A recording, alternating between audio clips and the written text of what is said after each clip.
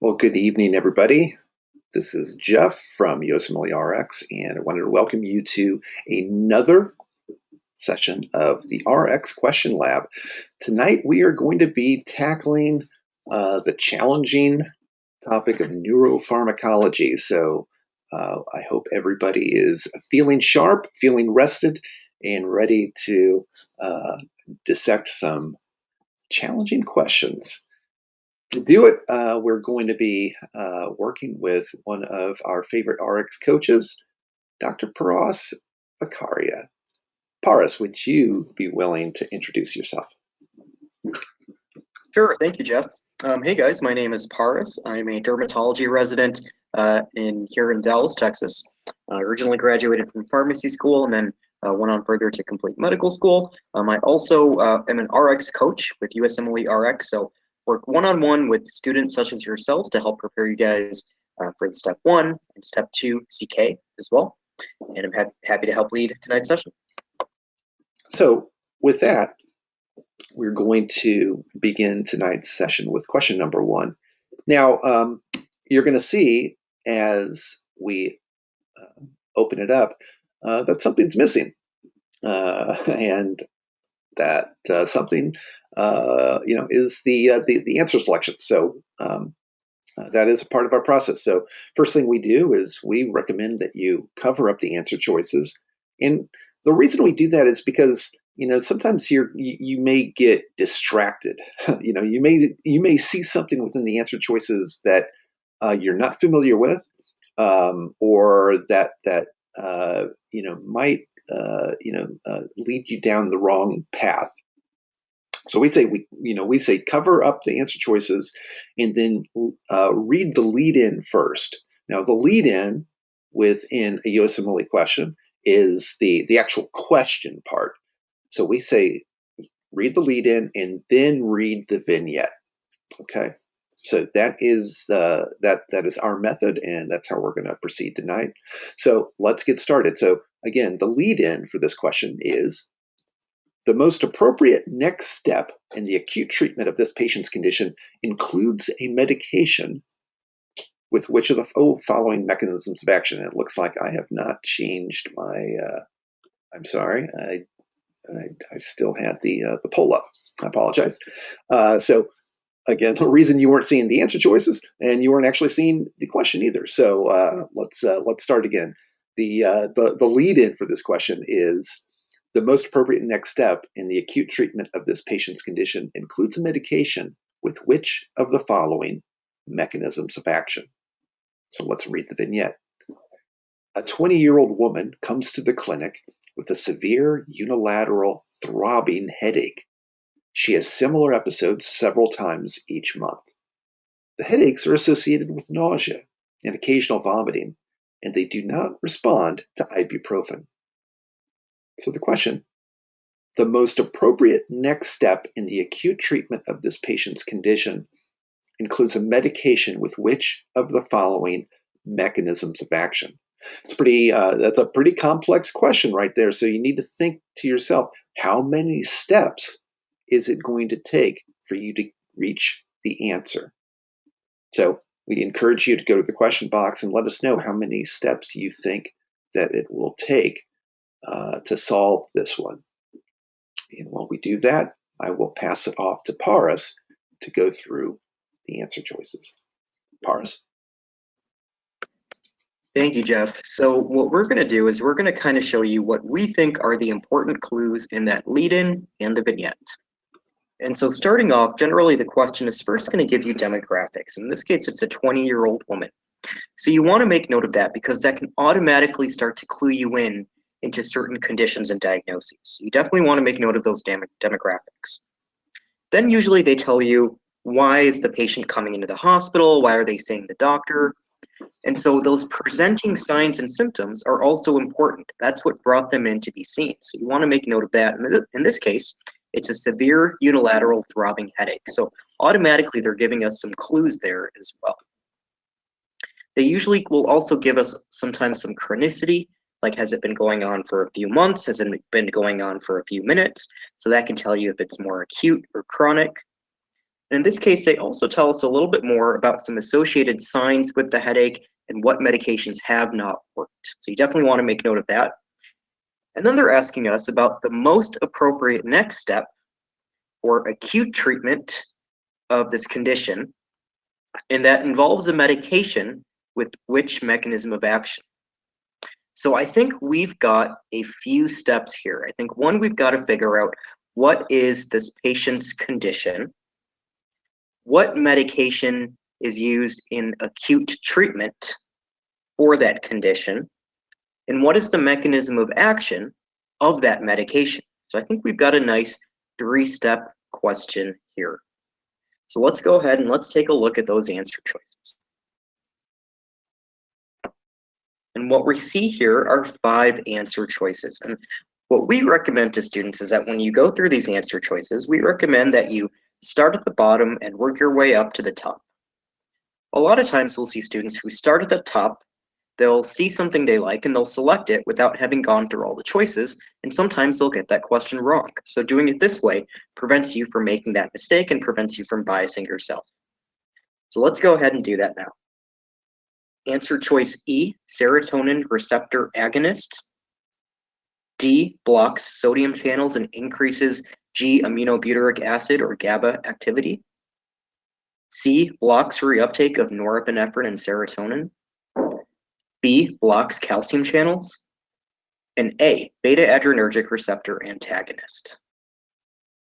So we're going to go ahead and open up that poll. Go ahead and select what you think is the best answer to this question, and we'll talk about it in just a few seconds.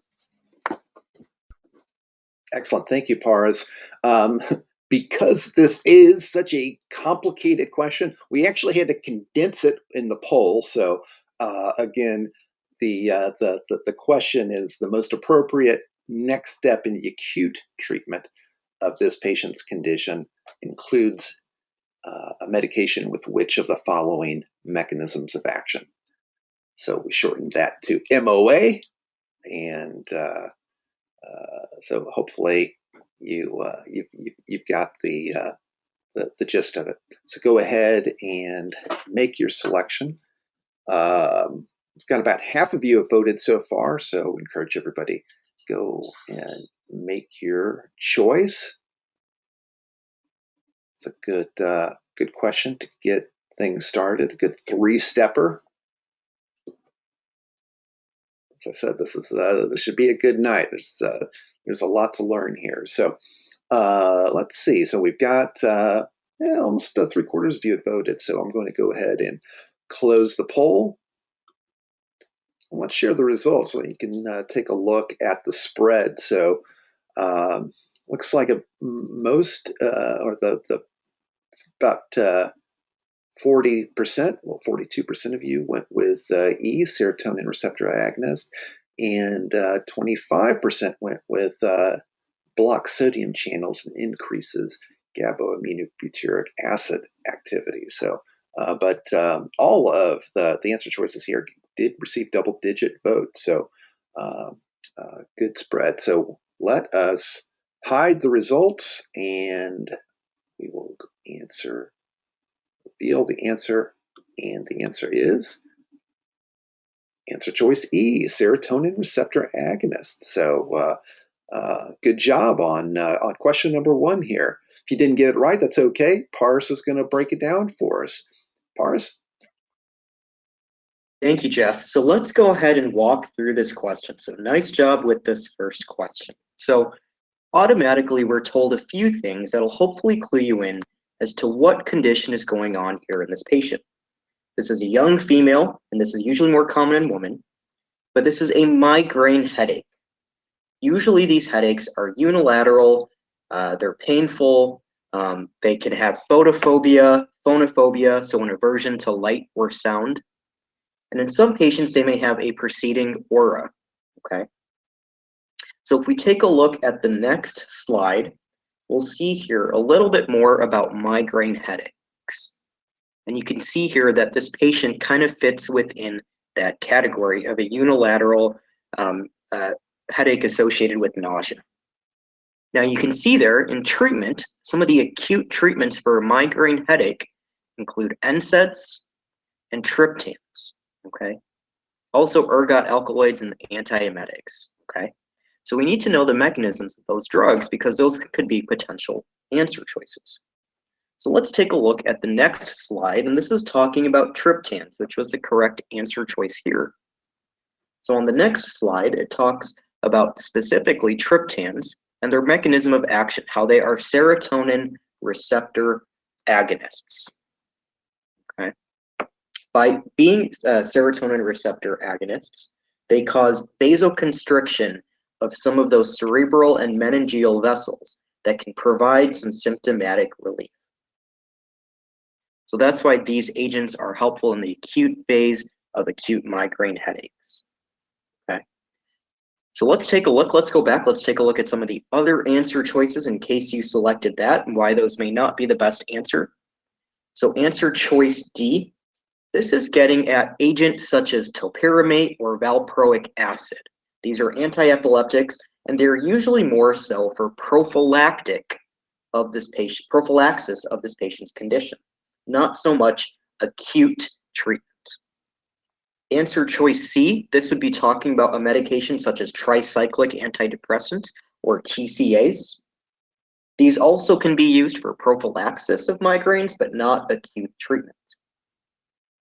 Answer choice B, this would be getting at a medication such as verapamil, which is also used in the prophylaxis of certain headaches, but again, not acute treatment. And then lastly, answer choice A, this is getting at a medication like propranolol, a beta blocker that can also be used for prophylaxis of this patient's condition. So if we take a look at the next slide, going back one more time, you can see that there's a difference between acute treatment and prophylaxis. So prophylaxis, some of the things that we talked about, beta blockers, TCAs like amitriptyline, topiramate, valproic acid, but not the acute phase.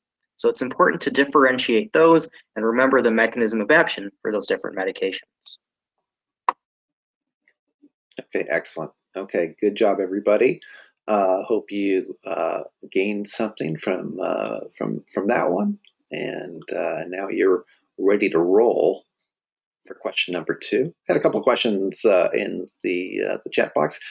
Last week we did a step 2 webinar, but this week these are all step 1 questions, at least for the USMLE step 1.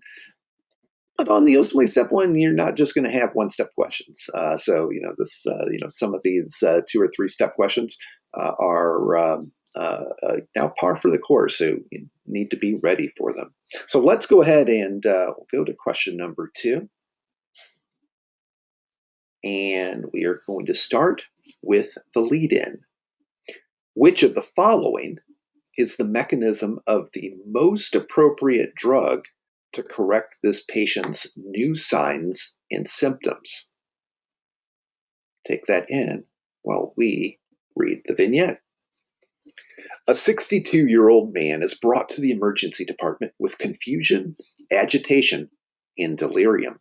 His wife mentions that a few days ago, the patient decided to increase his dosage of a medication prescribed for urinary urgency, frequency, and incontinence. Yesterday, he started to complain of difficulty urinating and defecating. Temperature is 38.8. Examination reveals tachycardia, mydriasis with inability to accommodate, anhidrosis, and decreased bowel sounds. So again, the question, which of the following is the mechanism of the most appropriate drug to correct this patient's new signs and symptoms? And as before, I'll ask you how many steps you think it will take to solve this question. Go ahead and include your answer there in the question box as I turn it over to Paris to dig into this one. Paris. Thank you, Jeff. So once again, we're going to go ahead and show you what we think are the important clues in this vignette and the lead-in. So this is a 62-year-old male, so different demographic now. Also, why did he come to the ER? Confusion, agitation, and delirium. So those are the presenting signs and symptoms. Okay. They give us some information about a medication that was prescribed, and some when the time frame of when his symptoms started. They also give us some important physical exam and vital signs there that are abnormal. So you want to make note of that because that could clue you in, and if you start to piece them all together into what's going on in this question. So then the question is asking us about the mechanism of the most appropriate drug to correct these new signs and symptoms. So I think we've got a few steps to figure out. I think one, we've got to figure out what is the cause of these patients' new signs and symptoms, what is the cause, the condition, and then two, what is the drug to correct that, and three, what is the mechanism of action of that drug? So I think we've got another nice three-step question here. So let's go ahead, let's take a look at those answer choices one more time.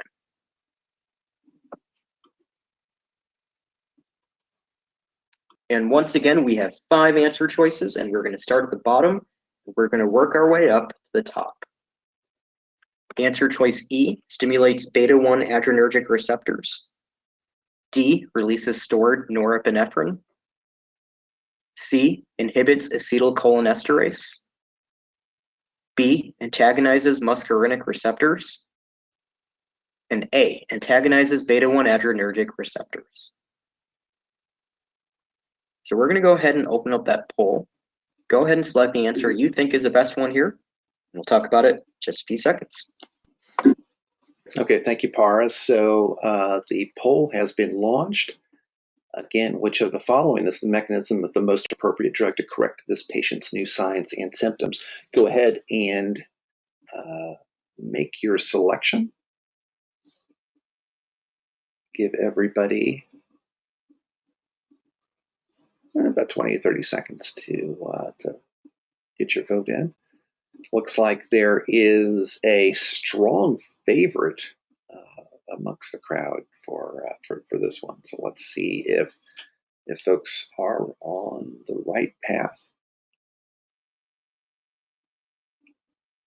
But again, you've got this is a challenging one. Again, you gotta have to kind of break it down, go step by step in order to solve this one. Okay, so we have about 2/3 of you have voted. So I think at this point we can go ahead and close the poll. Okay, let's share those results. So, ladies and gentlemen, this is pretty much a 2-horse race for this question. Over half of you selected answer C, while almost 1/3 of you went with answer choice B, antagonizes muscarinic receptors. So, with that, let's go ahead and hide those results and see what the right answer was. And the answer indeed is answer choice C, inhibits acetylcholinesterase. Great job, everyone. That's another challenging question, but seemed like a lot of you were locked in. For those of you who didn't quite get it, let's work through it with Paris. Paris. Thank you, Jeff. So yes, let's work through this question one more time. So great job with this question. So what is going on here in this patient? Well, if we take a look at those signs and symptoms, we see a few things. We see blurry vision, we see tachycardia, mydriasis, fever or elevated body temperature, anhidrosis, constipation, urinary retention. So these are all signs and symptoms of, basically these are anticholinergic signs and symptoms, okay? So this patient is likely suffering from an overdose of an anticholinergic medication that was started for his overactive bladder, okay? Probably oxybutynin or tolterodine, 2 medications that are very anticholinergic. So if we take a look at the next slide, we can see here that this is probably what they were getting at, muscarinic antagonists or anticholinergic agents that are used for urinary incontinence, okay? If we take a look and go to the next slide, then this will kind of review some of those anticholinergic overdose signs and symptoms. So pupil dilation, increased body temperature, increased heart rate, urinary retention, constipation, dry skin. So a lot of these are the signs and symptoms that you want to pick up on to clue you in that these are anticholinergic signs and symptoms, okay? So then if we take a look at the next slide, this is one of the agents that can be used to treat an anticholinergic toxicity. You can see there visostigmine.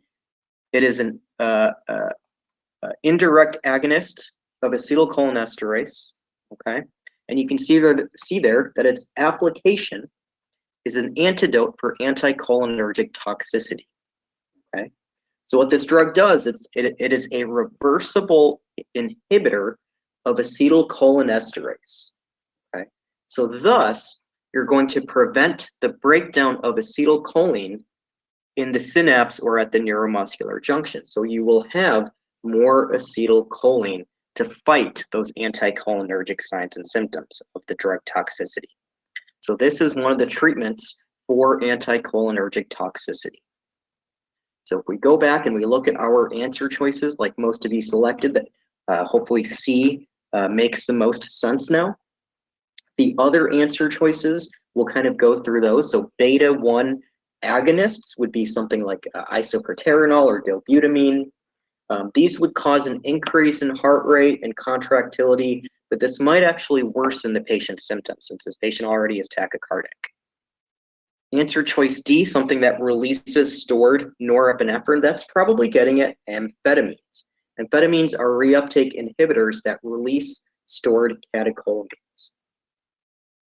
And that would also worsen many of this patient's signs and symptoms. Answer choice B, muscarinic antagonists. This would produce even more of an anticholinergic effect, and this would worsen the patient's condition. Lastly, answer choice A, antagonizes beta receptor, so a beta blocker. This may provide some symptomatic relief by slowing the heart rate, but it wouldn't be treating the underlying problem, which is a lack of acetylcholine. So that's why answer choice C is the best answer here. Very good. So again, well done. Those of you got that one right. If you didn't get it right, hey, the main thing is you'll get it right on test day, knowing what you know now. So we're going to take a quick pause here as we get ready for question number 3. Just want to tell you just a little bit about RX Coach. You got to meet 2 of our RX coaches tonight with Paris and Brenda. Our goal is to help as many students as we can, get ready for whatever exams are in front of you. And in some cases, maybe it's, you're needing to go through some of the, an NBME at your school, or maybe you're preparing for step 1, maybe you're preparing for step 2. Our coaches have been there, and we have worked to prepare our coaches and certify them so that we can deliver a consistent and positive experience to all of our students. We start by having all students go through a 160 question assessment. So that's again. Perhaps that's unusual, but we find that it's very beneficial because we can get a much better sense of where you're at. You as a student may know, oh, okay, well, I struggle in neuro, or I struggle with renal, but by going through that assessment, we're able to see all of the data, and it really helps us put together a personalized study plan with you. Our tutoring sessions are one-on-one. You'll be working with one of our highly trained RX certified tutors. It's just you and them, and they're going to be there to help encourage you and monitor your progress. And as an additional benefit, you do get complimentary access to RX 360 Plus and the bricks, so that you have access to the digital version of first aid. You've got all of the bricks, our flashcards, our videos, and all of our questions. So, again, we've got, hundreds of students that have gone through this program. Our satisfaction rating has remained exceptionally high, and we're just we're excited because new school year, or new year is around the corner here, and many of you may be thinking about the board exams coming up. Maybe you've got step 1 coming up in later in the spring, or maybe you've got step 2 coming up. So we've put the link to our site, rx-coach.com. If you go there, you can set up a free consult, and we can work with you to determine if RX Coach is right for you. So definitely check out the site and let us know if you have any questions.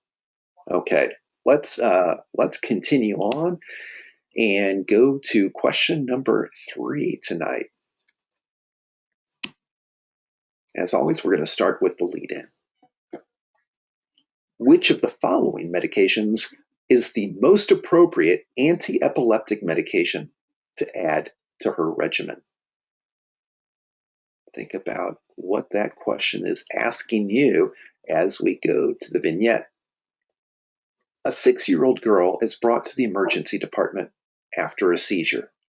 She has known epilepsy and currently takes valproic acid.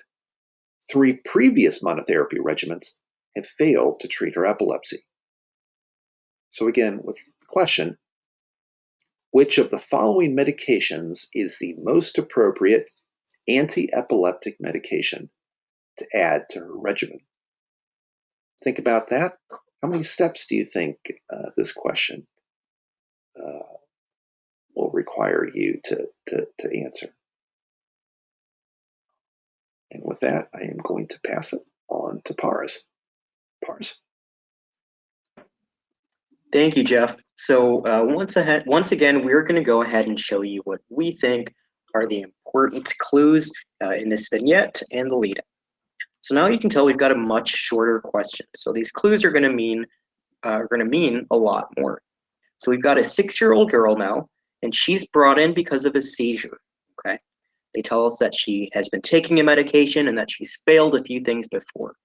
Okay, so then they're asking us what medication is the most appropriate anti-epileptic to add to her regimen. So I think we've got probably a maybe a 2-step question. I think 1, figuring out what's her situation, and 2, based on that, what would be the most appropriate to add. I think you could make an argument that this is just a 1-step question as well. Just looking at the medication answer choices they give us and which of those would be most appropriate to add on to this patient. So kind of in between a 1 and a 2-step. So let's go ahead and let's take a look at those answer choices. And once again, you can see that we have 5 answer choices. We're going to go through those one at a time. Answer choice E, phenytoin. D, levetiracetam. C, lamotrigine. B, felbamate. And A, carbamazepine. So we're going to go ahead and open up that poll. Go ahead and select the answer choice you think is the best answer here. We'll talk about it in just a few seconds. Okay, excellent. Thank you, Paris. The poll is open. Go ahead and make your selection. As always, we highly recommend that you answer every question on your exam. You are not going to be penalized for incorrect responses, as you might be on other types of exams. So you never want to leave a question unanswered in any block. And for question lab, we certainly don't want you to go through a session where you leave any questions on the table. So go ahead and make your selection. Looks like almost 2/3 of you have voted. Go ahead and let's go ahead and make your selection. It's a very kind of an interesting one because seeing a bit of a split. Okay, well, we've got almost 3/4 of you have voted, so I'm going to go ahead and close that poll, and let's share those results. Very interesting results here. So we have got almost a 3-way tie between A, D, and E, with answer choice C right on their heels. So about the only one that's been eliminated from consideration, at least amongst the crowd here, is felbamate. So with that, I am going to hide the results and reveal the answer. And the answer is D, levetiracetam. And that was the leading vote getter just by a smidge. So this is a challenging one. So we're going to let Paris help break it down for us. Paris? Yes, thank you, Jeff. Definitely a tough question here. So what is going on here?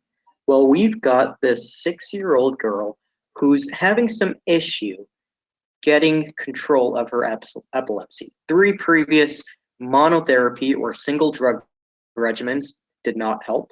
She's currently taking VPA or valproic acid, but she still came in with the seizure. So they're asking us, what else should we add on to valproic acid to help get better control of her condition? Okay. So as you can see, all of these 5 are anti-epileptic medications.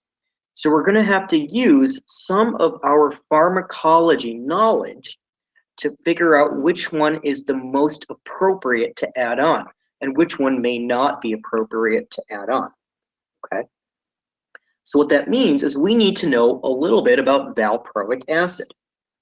So valproic acid is an anti-epileptic, and it inhibits cytochrome P450 or CYP enzymes. So it is a CYP inhibitor. Okay, so we have to be careful about drug interactions. Okay. So let's take a look at the next slide. And this is a review of some of our epilepsy therapies. Okay. So valproic acid right there at the top. We can see there that it can be hepatotoxic. It causes P450 inhibition. Okay. It is a teratogen as well, can cause pancreatitis. So if we look at lamotrigine, for example, which was answer choice C, this is inhibited via the hepatic pathway, okay? So that pathway is inhibited by VPA. So you would have an accumulation of lamotrigine, which could lead to bad side effects. So levetiracetam right there, we can see really the side effects. It's one of the more better tolerated anti-epileptics with its side effects. If we move on to the next slide, we can take a look at some of the other answer choices, like phenytoin and carbamazepine. So carbamazepine, as you can see there, is an inducer of P450. So automatically we know that there's some interaction with valproic acid. On top of that, it can also cause liver toxicity. So that's something we would want to be careful for. Lastly, phenytoin, also a CYP P450 inducer. Okay. So that is also one of the reasons why we would want to avoid that medication in a patient on valproic acid. Okay. So if we go back to our answer choices, hopefully you can see now why phenytoin and carbamazepine are not good answer choices. We talked about why lamotrigine is not as good, and felbamate, not a very commonly used anti-epileptic, but that also increases the toxicity of valproic acid. So the best choice here is levetiracetam. Its brand name, which a lot of you may know is better, it's Keppra, a very more tolerated anti-epileptic. So great question here. Hopefully this was helpful review. Very good. Thank you, Paris. Levetiracetam. Even been challenging to pronounce, just as challenging to get this one right. So well done, all of you got that one right. Everyone else, that's okay. This is certainly a good learning item, and hopefully you took away something useful from that breakdown. Just as a reminder, we do have a raffle that is going to occur after our final question tonight. So make sure you stick around. You do need to be present in order to win. So with that, we're going to go to the final question for tonight, question number 4. So I want everyone here to do their best. Let's close strong, stay focused, and we will begin with the lead-in. Which of the following describes the mechanism of action of the drug this patient was most likely prescribed? Think about what kind of information you're going to need to extract from the vignette as we read it. A 65-year-old homeless man with poorly controlled type 2 diabetes mellitus presents with worsening pain in his feet. It is a burning sensation in both feet that is worse at night. The pain began a few months ago. On physical examination, the feet are dry and cool, with no evidence of trauma. There's bilateral loss of sensation to vibration below the ankle. He is prescribed an anticonvulsant medication to help with this pain.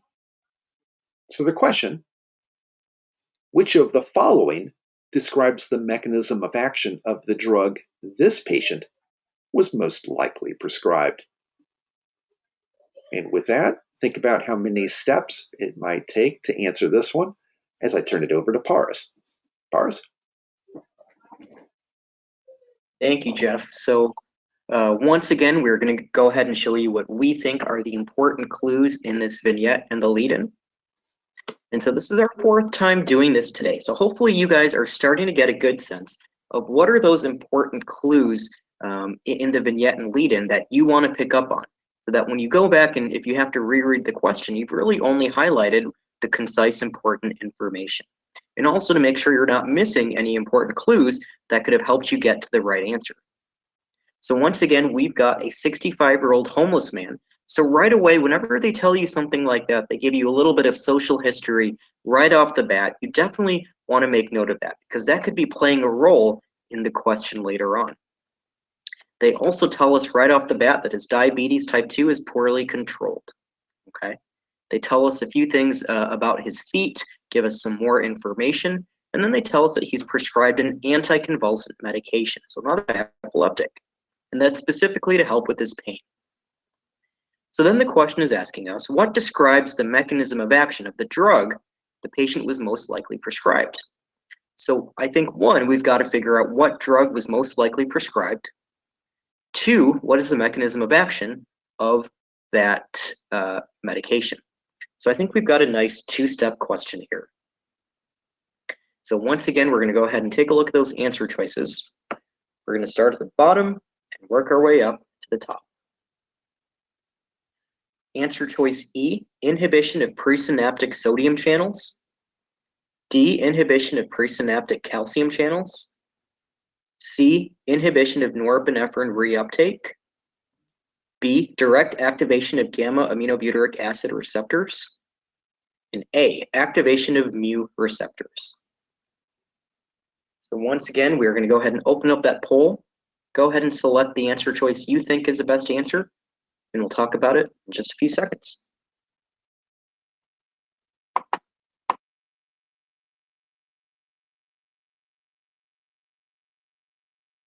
Excellent. Thank you, Paris. The poll is launched.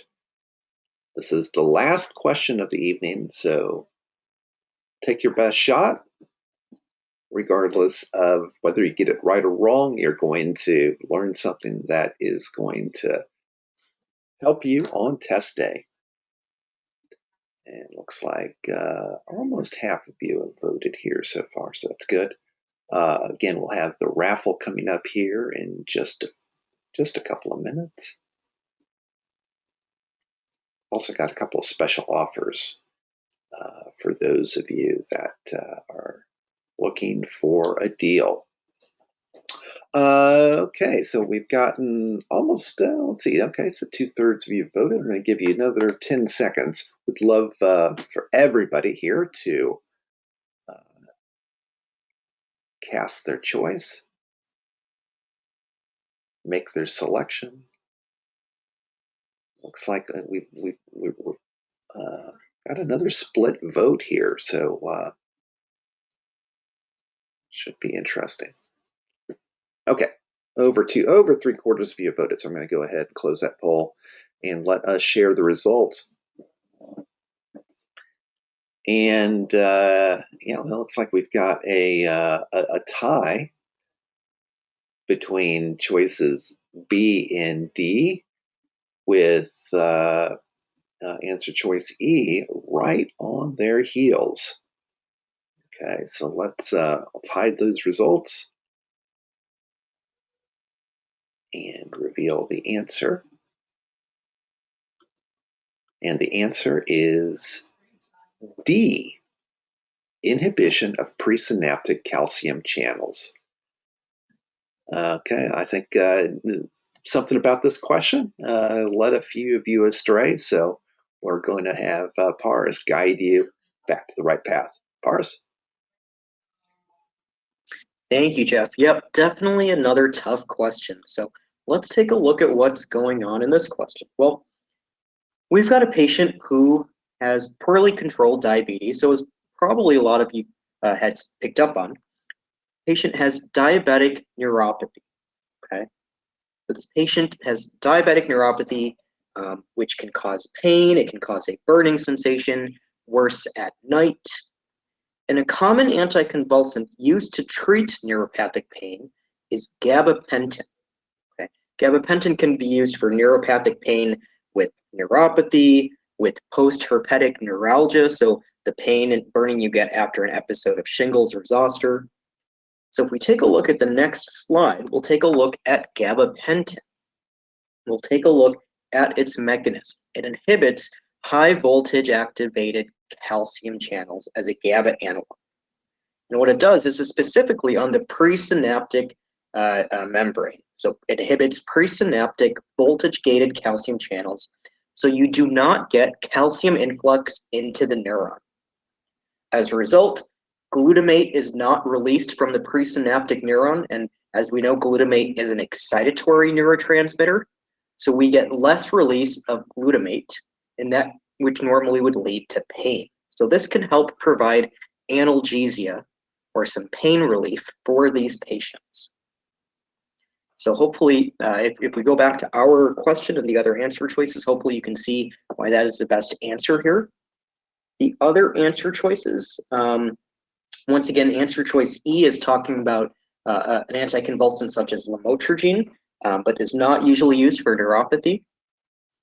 TCAs, or tricyclic antidepressants, are probably what answer choice C is talking about. And usually, again, not used as commonly for diabetic polyneuropathy. Answer choice B, this is getting at benzodiazepines, and these are used, are not used as well for neuropathy. And lastly, answer choice A, this is talking about opioids, which are used for pain management, but not neuropathy pain management as much. So the best answer choice here is answer choice D, knowing that this is gabapentin. So great job tonight on these tough neuropharmacology questions. Now I'll hand it back to you, Jeff. Okay, thank you so much, Paris. Yeah, great job, folks. You guys all showed up tonight, and obviously the quite a bit of a benefit having Paris, who not only has in his dermatology residency, but he's also already been through pharmacy school. So having that additional bit of expertise, hopefully it's going to be helpful for you. So again, great job. Great way to stick with it, everybody. I do want to note that if you want to take a deeper look at any of these questions, jot down these question IDs. If you go to USMLE-Rx, and I'll put the link there in the chat. You can use our RX search feature to pull up these particular items. You can actually search by question ID. So I'll give you a couple more seconds to jot down